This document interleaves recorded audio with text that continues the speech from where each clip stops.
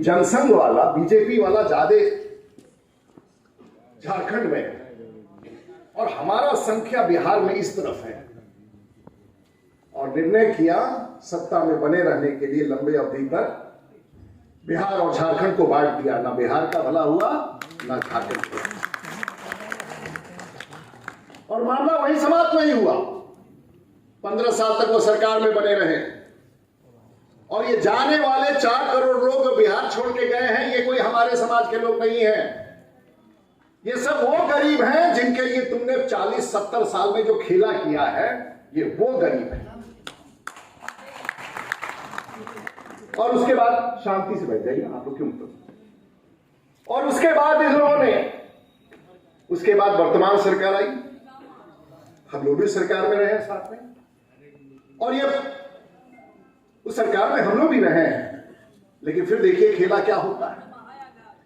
अभी तक हम लोगों ने पिछड़ा की बात की तो वो भी स्वीकार था।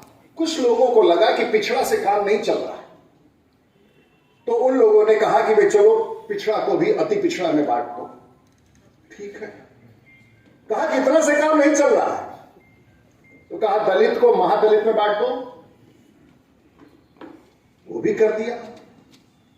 मामला फिर लगता है कि सरकार की स्थिति खराब है, और जब सरकार की स्थिति खराब है तो कहा कि अगले 5 साल तक हमको सत्ता में 10 साल में और बना, तो फिर से क्या शुरू करा दिया लोग, फिर से एक बार बिहार में गिनती शुरू करवा दिया। 7 तारीख से गिनती शुरू हो गया ना। आप लोग को ध्यान में है कि क्या हो रहा है। जब जब सत्ता हिलता है तब तक बिहार के नेता जात के नाम पर गिनती शुरू करा देते हैं। आप लोगों को समझ में नहीं आ रहा है कि 70 साल की इस लाचारी बेरोजगारी को और बढ़ाने की तैयारी की जा रही है। और गरीबों से पूछिए, ये सैकड़ों हम आपको उदाहरण देंगे कि बिहार छोड़ के जाने वाला वो गरीब है जिसके बारे में ये लोग चर्चा करते हैं। ये वो गरीब है जो बिहार को चलाता है। और आप जानना चाहते हैं, और मैं जो आपको आंकड़े देने वाला हूं याद रखिएगा, बिहार सरकार कंगाल हो चुकी है। और ये 4 करोड़ लोग जो बिहार से बाहर रहते हैं, और उसका उदाहरण लेके मैं आया हूं, ये जो बिहार में पैसा देते हैं उस पैसे से बिहार की सरकार चलती है। मंत्रियों का वेतन आता है, कलेक्टर का वेतन जाता है, शिक्षकों का वेतन जाता है। बिहार सरकार की कोई कमाई नहीं है साहब। और आप कहेंगे रूडी जी आप ये कैसे कह रहे, तो दिखाइए। मैं आपको 4 उदाहरण दिखाना चाहूंगा जो देश के, चाहे वो पंजाब में था या गुजरात में था। मैंने उठा के उन लोगों से पूछा है कि बताओ अपने घर पर, वो छोटा सा स्लाइड दिखाइए। आपको मैं ये दिखाना चाहता हूं, बाहर रहकर के कितना पैसा भेज देते हैं सर। कभी 8,000 हो जाता है, कभी 10,000। इतना भेज देते हैं। कितना पैसा भेज देते हैं? 8,000 10,000 रुपया बिहार भेज देते हैं हर महीना कमा करके। कभी 8 भी होता है, कभी 7 हो जाता है, तो आप बिहार भेज कर रहे हैं। ये बताइए आप घर काट कूट के कितना पैसा भेज देते हैं गाँव पर? 15,000 रुपया भेज देते हैं, इतना बचा लेते हैं। बहुत बढ़िया। घर कितना पैसा काट के भेज देते हैं आप महीना में? अंदाज से 10,000 रुपया घर काट कूट के पैसा भेज देते हैं। तो ये बिहार साहब पैसा बाहर से आता है और हम लोग राज करते हैं। देखिए ये सच्चाई है। वैसे तो लाखों का, और बिहार के 4 करोड़ जो लोग बिहार छोड़ के गए हैं, बिहार को हर साल 2,84,000 करोड़ बिहार के बैंक के खाता में भेजते हैं, जिससे बिहार चलता है। लेकिन उसका कोई ख्याल लेने वाला नहीं। उतना ही नहीं, जिस तबके का वोट लेके ये राजनीति करते हैं, मैं शेख पठान की बात नहीं कर रहा हूं, दूसरे समय एक मैं आपको एक और वीडियो दिखाऊंगा। ये सुनिए, ये वो है जो उनके वोट बैंक हैं। इस लड़के ने मुझे क्या कहा, इस नौजवान ने क्या कहा, जरा सनी जी भी हमारे आगे हैं, आपका बहुत बहुत स्वागत। देखिए इसका जरा देखिएगा, ये छपरा का रहने वाला लड़का था। क्या कहता है नौजवान, जरा ध्यान से देखिए।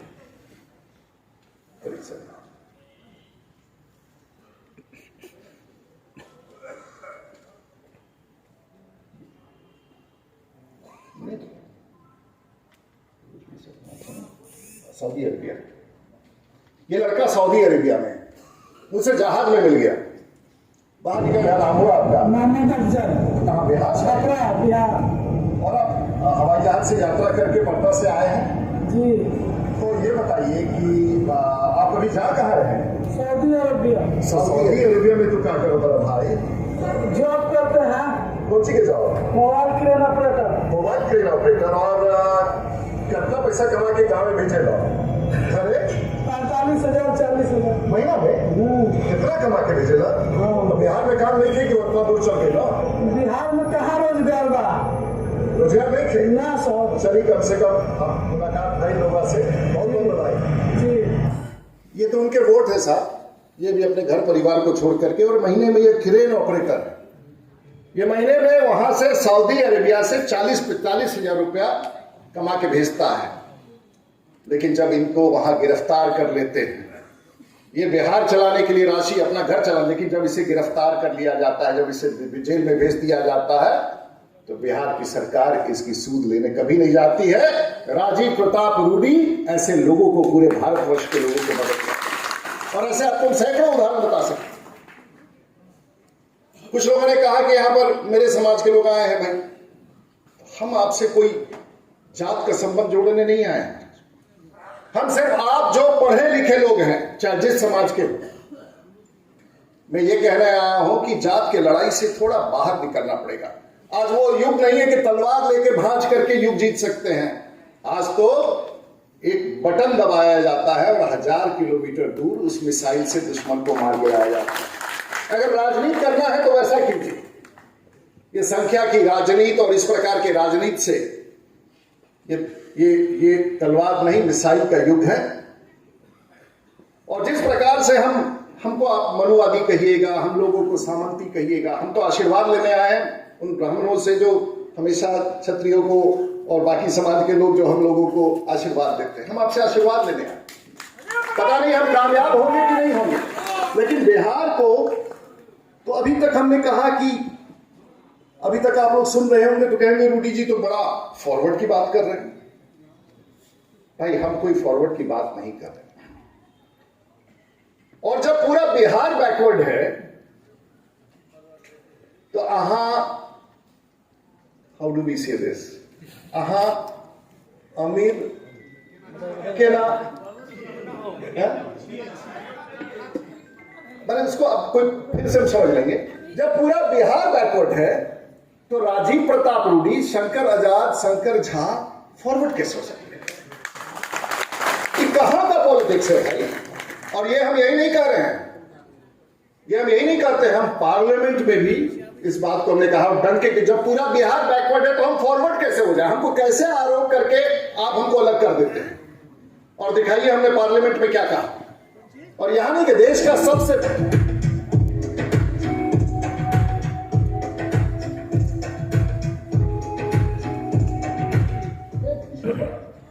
देश के भीतर जो ये विकास का स्वरूप है, ये आखिर ये बिहार यूपी, जहां बिहार अगर और यूपी अगर देश होता दुनिया में तो 5वां 6ठा दुनिया का सबसे बड़ा देश होता।